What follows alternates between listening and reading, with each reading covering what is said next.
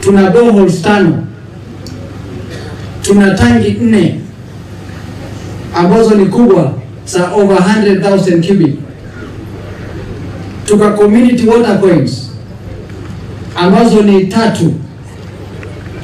Mashule imepata maji, mashule zaidi ya 4 imepata maji, ukianzia Makindu A, Siongoni, Kiambani na haya eneo hili.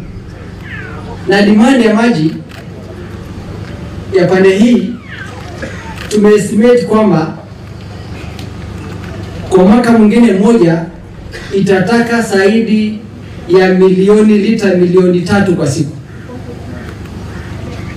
Saa hii tukiongeza hii miradi ambayo tunafanya consolidation ya hizi boreholes, tunaweza kupata hadi lita 600,000 kwa siku.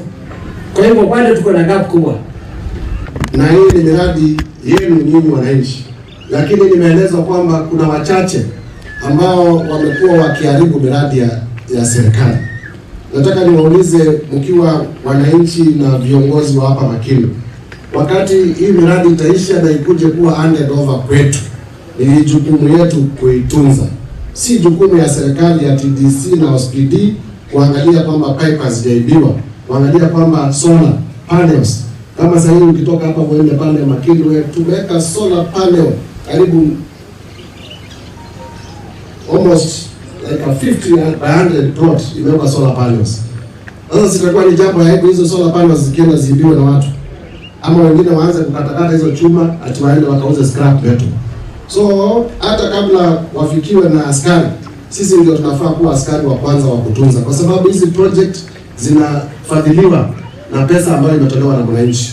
Kasi na William Ruto, sisi tuliitwa TANAPI. President akasema hataki kusikia watu wa Kibwezi West wana complain, tupeane maji Kibwezi West yote kwa sababu ya mheshimiwa Mutuse. Mimi nataka kusema hivi, mheshimiwa amejielezea. Na amejielezea hivi tangu Mutuse aingie kwa serikali ya William Ruto. Mumeona vitu nyingi. Ni kweli ama si kweli? Kulikuwa na mapresident walikuwa wanaitishwa barabara ya Ukia Mali samani miaka nyingi. Kukawa na Moi, kukawa na Kibaki, kukawa na Uhuru, wanaitisha Ukia Mali.